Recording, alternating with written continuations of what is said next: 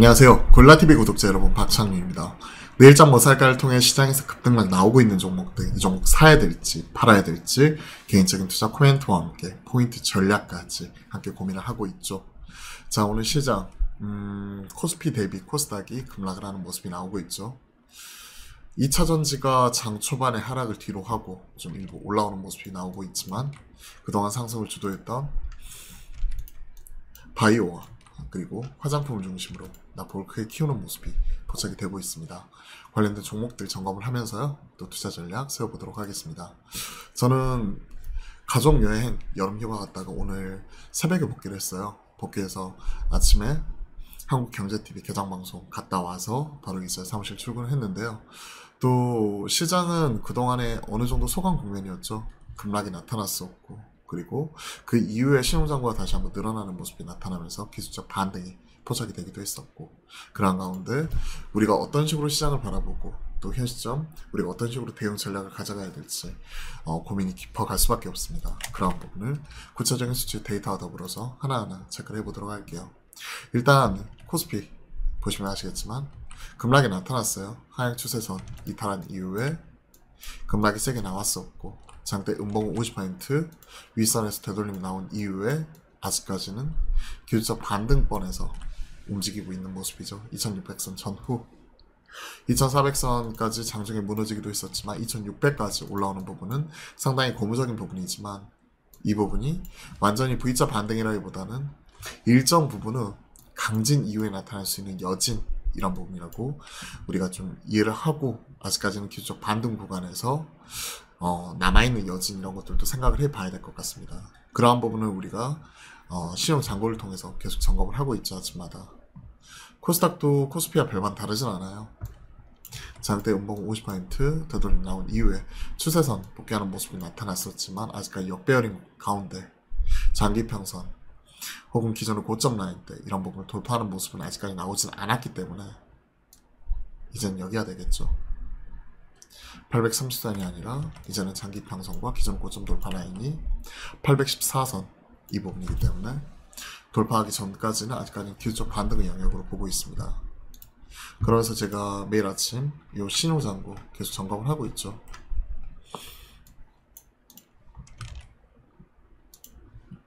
자, 보시면 아시겠지만 5거래일 연속해서 빠졌어요. 5거래일 연속해서 빠지면서 19조 4천억, 그 전에 19조 5천억이었죠. 19조 5천억에서 빠지기 시작을 했으니까 19조 5천억에서 17조 1천억까지 약 2조 4천억이 빠졌습니다. 2조 4천억이 빠졌고, 그리고 연 이틀 올라오면서 17조 3,600억까지 다시 한번 올라오는 모습이 나왔어요. 기존의 저점은 16조 5천억, 고점은 20조 2천억. 기존에 작년에 1월달에 저점 15조 8천억, 그리고 고점은 20조 5천억. 그렇게 보면 약 20조 원에서 20조 5천억 사이에서 고점을 형성을 하는 모습이 포착이 되고 있고요. 시험참고 기준 저점은 15조 8천억, 16조 5천억, 그쵸? 이러한 모습이 나타나면서 16조 원 전후 포착이 되고 있습니다. 이번에 17.1조까지 빠졌어요. 물론 반드시 여기까지 빠져야 된다는 건 아니지만 크게 강진이 나타나면서 저 하루 만에 1조 3천억 털리는 것도 처음 봤고, 이틀 만에 거의 2조 가까이 털리는 모습이 나타났었거든요. 그리고 나서 이제 8월 15일날 우리 광복절 연휴 쉬어갈 때 미국에서는 CPI 발표가 있고, 그리고 미국의 신규 실업수당 청구 건수 발표 이후에 미국 옵션 만기 이런 부분이 있기 때문에 어느 정도 소강 국면 속에서 거래 대금이 크게 축소화되는 모습이 나타나고 있어요.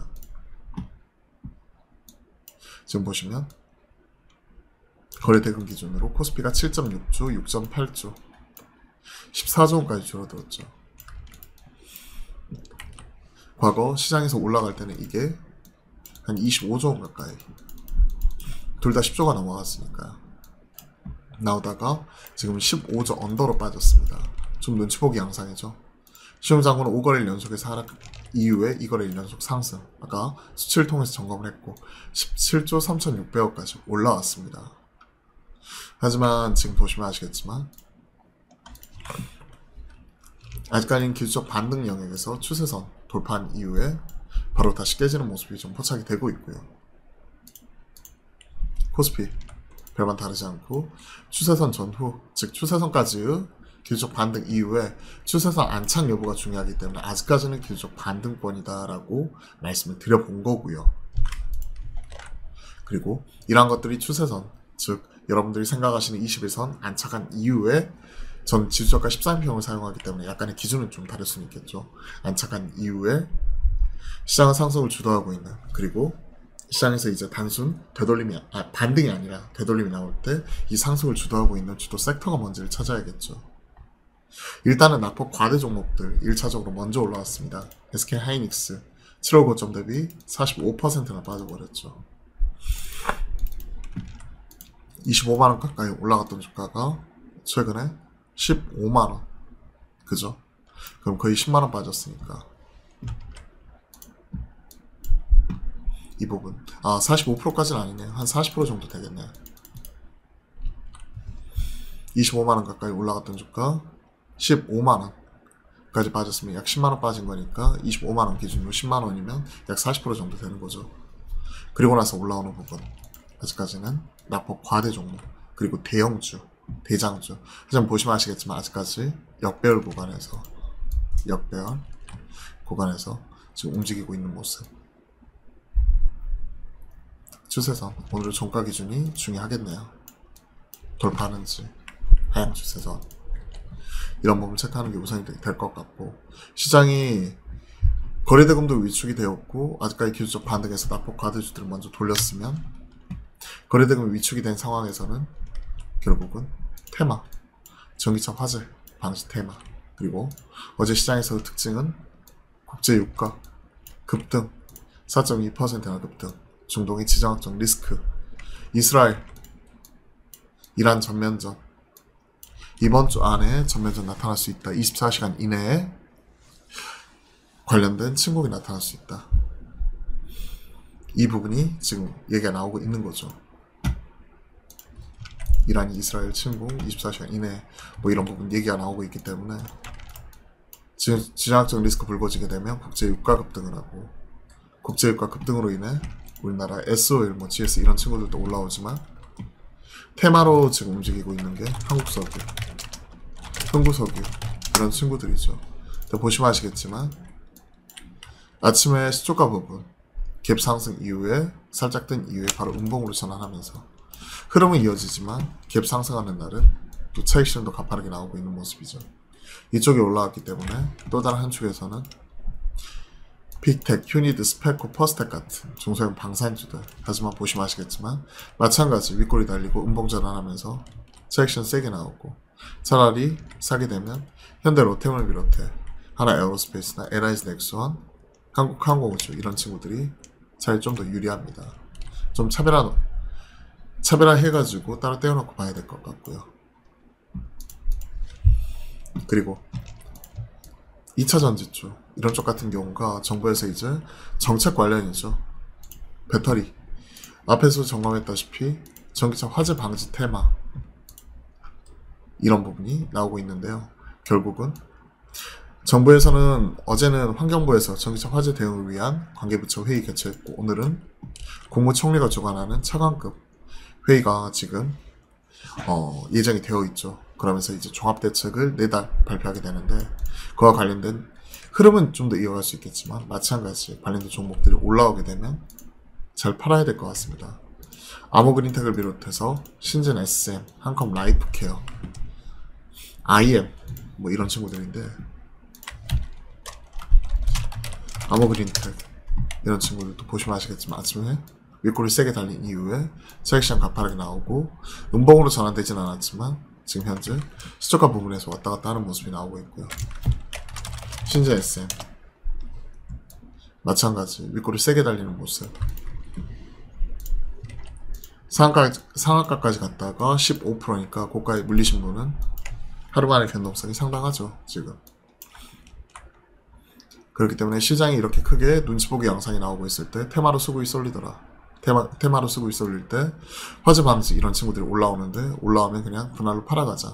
뭐 이런 전략으로 말씀드리고, 종목 하나하나보다도 오늘 지금 대다수 종목, 코스닥도 1200 종목이 넘게 하락을 하고 있기 때문에 이럴 때는 시장의 방향성, 전략 이런 부분 짜는 게 중요한데, 그러한 부분은 시용 잔고를 보면서 체크를 하자. 시용 잔고 관련해 가지고는 제가 앞에서 점검을 했다시피 5일 빠져가지고 이틀 올라왔어요. 7.1조까지 빠졌다가 17.1조까지 빠졌다가 17.3조까지 빠졌어요. 올라왔어요. 과거에 보면 20조 원 넘어가면 어느 정도 부담으로서 작용이 되는 부분이고, 16조 원 전후에서는 받아주는 부분이었고, 지금 17조 원 초반이니까 한 차례 정도 만약에 여진이 나오게 돼서 만약에 17조 원 언더에서 추가적으로 많이 밀린다 그러면 여기서부터는 두려워하지 말고 용기를 내야 될 때입니다. 전 그렇게 생각을 하고 있고, 오늘의 결론, 일단은 한두 차례 정도 여진은 우리가 각오를 하고 있자. 그리고 여진이 나올 때는 낙폭과대 대형주, 대장주, 예를 들어 SK하이닉스나 한미반도체, 반도체에서는, 전력설비에서는 숫자가 뒷받침되는 HD 현대일렉트릭, 방산에서는 하나 에어로스페이스 같은 이런 대장주 중심으로 우리가 대응을 하자, 사서 모아가자 라고 말씀드리고요. 오늘 화장품이 많이 흔들리는데 변동성이 크게 나올 수밖에 없어요. 실적별로 차별화, 아모레퍼시픽이 충격을 줬고, 코스맥스도 마찬가지고, 코스메카 코리아는 잘 나왔지만 인그루드랩은 쇼크가 났고, 즉 차별화되는 양상이니까 줄 잘 서야 될 것 같고, 3분기는 비수기입니다. 그러면 개인적으로는 크게 흔들림이 나올 때, 크게 지진이 나면서 흔들릴 때는 일단은 약간은 거리두기 하면서 지켜보자라고 말씀을 드려볼게요. 자, 도움이 되셨다면 구독, 좋아요 함께 부탁드리고요. 오늘은 또 화요일이죠. 화요일은 낮 12시 30분부터 여러분들과 실시간 소통 방송 만들어갑니다. 화목한 소통 들어오셔가지고 많이 질문 주시면요, 제가 아는 선에서 최대한 답변 드려보도록 하겠습니다. 그럼 오늘 또 화이팅 하시고요, 좋은 하루 보내셨으면 좋겠습니다. 오늘 또 화이팅입니다.